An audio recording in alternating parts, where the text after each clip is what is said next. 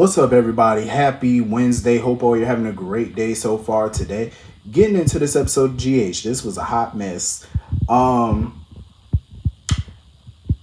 that whole meeting at Deception was insane. I feel like I was totally on BLQ and Sasha's side because I feel like they had very valid concerns. They had great questions, especially Sasha. Like when she was basically breaking it down to Carly how um running the Metro Court and running Bobby's Diner, formerly Kelly's, is a whole different beast compared to running a fashion magazine. I completely agreed with her. It is. It's completely different. Don't get me wrong. I'm not saying Carly ain't got no business sense, but it's apples and oranges. You know what I'm saying? It's very different. Um, so I get their concerns with that. And I totally get BOQ concerns because, when you have a change in leadership at a major company, especially when somebody's green coming into it, it changes the whole trajectory of how you do business with them, compared to how you did business with that company before. But don't get me wrong, Carly had valid points too. One valid point when it was funny when she brought up, oh, well, Nina was a lunatic baby stiller when she got this company.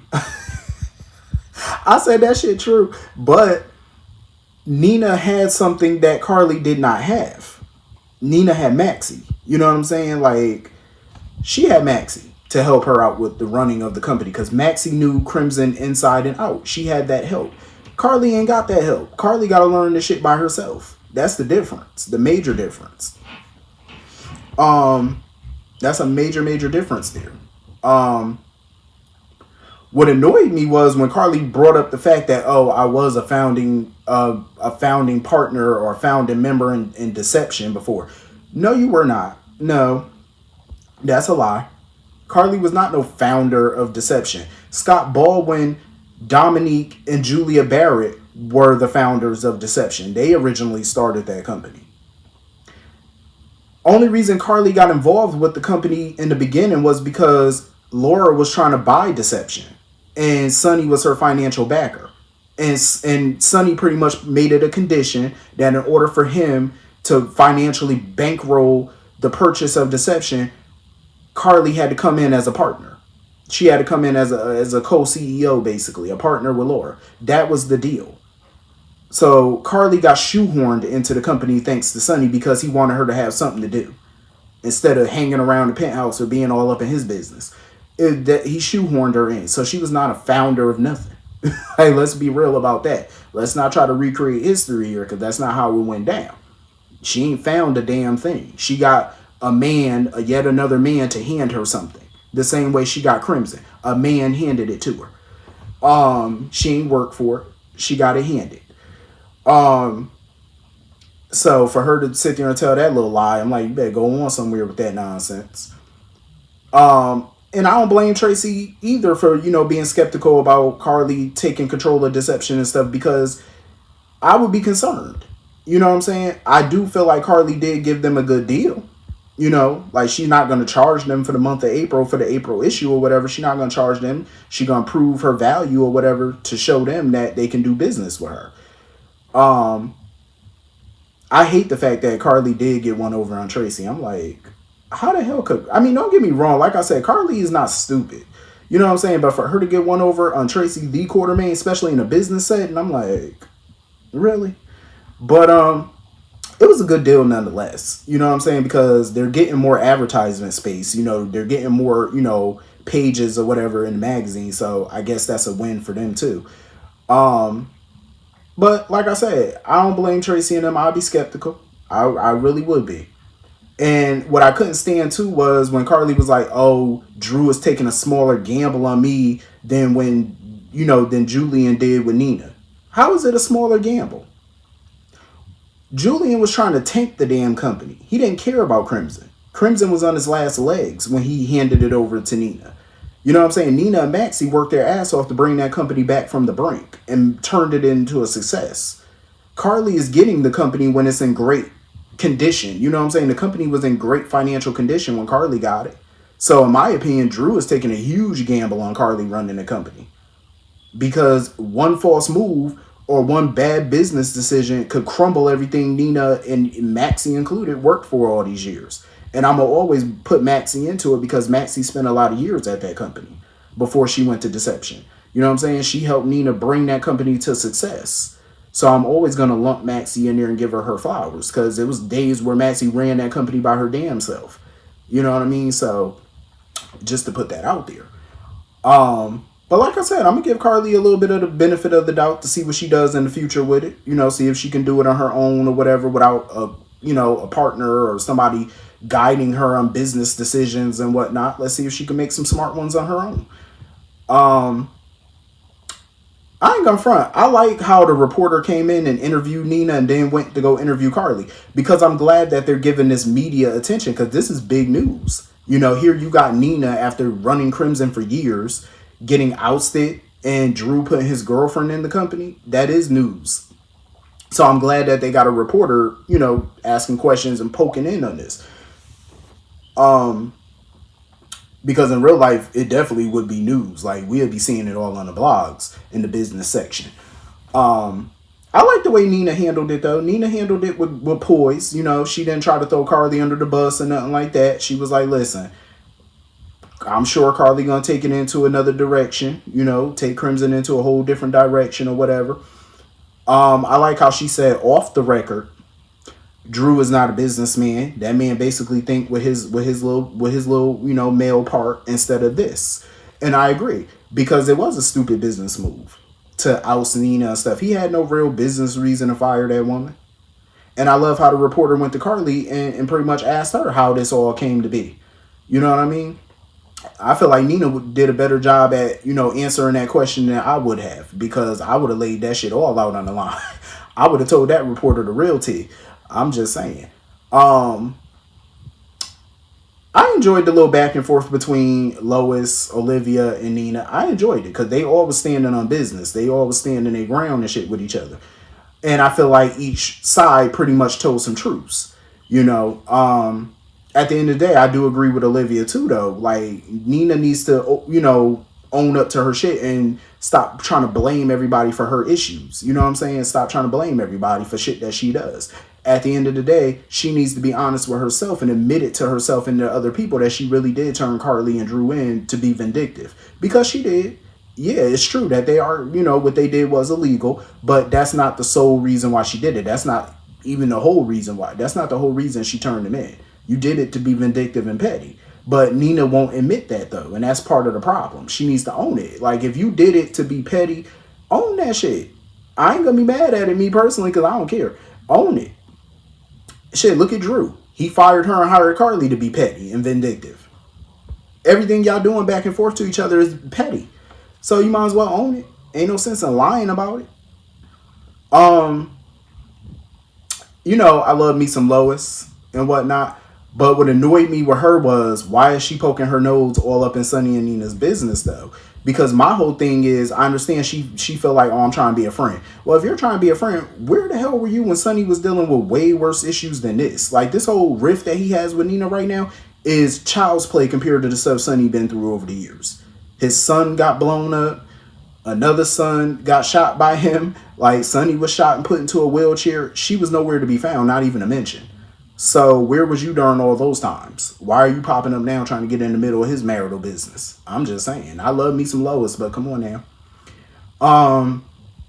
Olivia was annoying me because now she finally admitted, oh, well, I didn't want to tell the truth about Nina because I didn't want to hurt Sonny.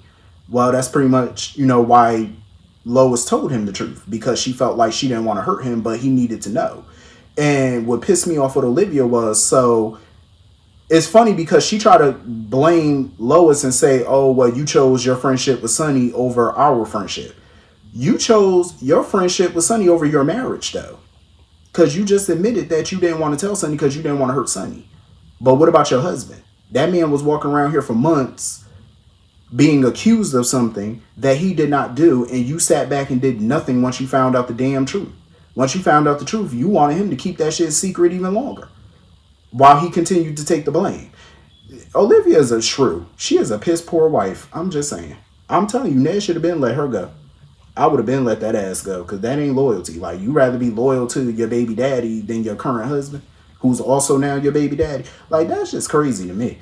Um, so anyway, moving on from that. Um, Dex was handling his own up there with that gun. I said, okay, so apparently it's a single shooter. I didn't like where this was going because once Sonny started breaking it down with Ava and stuff, and with Dex, he was like, oh, the person knew my security inside and out. The person knew where to stand. He knew where to take the shot. He knew to have his back towards the sun. He knew when the sun was going down. He knew this. I said, get the fuck out of here with that. Because all that sound to me like an inside job. Like somebody shooting at Sonny and they know every little piece of detail about his security, about the security measures that he take, and this, that, and the third, where to stand. That sounds like somebody who knows Sonny's security very well. Somebody who knows Sonny inside and out. That's what it sounded like to me. And in the back of my mind, I saw where they were going with this, and I'm not even going to bring that person's name up because, quite frankly, I don't want to talk about it. Because once they mention, oh, the person knew my security, I ain't even gonna talk about that. I'm not. Nope, I ain't even gonna mention that name. Ignorance is bliss, and I'd rather live in ignorance and be blissful. Cause I don't want to mention that bullshit. Cause I'm not in agreement with it. Maybe down the line once it fully fleshes out, I'll talk about why. But for right now, it's just the person ain't on screen right now, so I don't feel the need to talk about it. Anyway, Sonny need to handle his business, like, cause you got your child on that island now, and somebody taking pop shots at your ass, and he's sitting there talking about, oh, I got a live feed on Avery, she all right. You don't sound like all right to me. I wouldn't let the little girl out of my damn sight after this. Somebody try to shoot your ass. You need better security. And sitting there talking about, oh, Dex, I need you to get to the bottom of this. You asking the wrong person to get to the bottom of anything. I'm just saying, he can't get to the bottom of a bottle. Don't ask him to get to the bottom of who tried to shoot your ass, because it ain't gonna work. So anyway, moving on from that. Esme is, listen. I was here for the little fight scene though with her and Trina. I was here for it. Trina knocked her ass out with that wrench. I said, go ahead, Trina.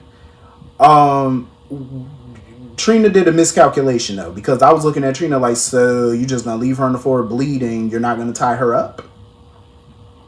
I said, she not dead, right? Like, y'all just gonna leave her there? Because Spencer was like, so what we gonna do with her? Oh, let her bleed. No. I'm gonna let you bleed, but I'm gonna zip tie your ass up. I'm gonna tie you up some zip ties and some duct tape for extra strength, so you can't get out. Like, you don't leave her laying on the floor. You nuts? No. Hell no. Because just like Jason Voorhees, she done popped back up. Still she rise. I felt every little fiber in my being. I felt that scene when Trina dropped down to her knees after Spencer and Esme went overboard, and she yelled his name like that. I said, oh, that's love right there. Everything I seen in this scene between him and Trina was love. Because Spencer, he was willing to let Esme tie his ass up. You know what I'm saying? He could have easily just knocked her down or ran away or something like that. He said, no, I'm going to protect my lady. I know that's right, Spencer. I like that. Esme's whole plan was stupid, though. Because she's sitting there talking about, oh, basically she going to use Spencer as leverage, which I figured as much. She was going to hold him hostage, basically kidnap him until Laura could produce her child. But that's my whole thing. Why go through all of this when Kevin sat there before she bludgeoned him? Before she knocked him over the damn head. He told her him and Laura were going to do their best to help find Ace. So why would you do all of this? You know what I'm saying? For something that they already tried to help you with. Offered to help her with. It was stupid.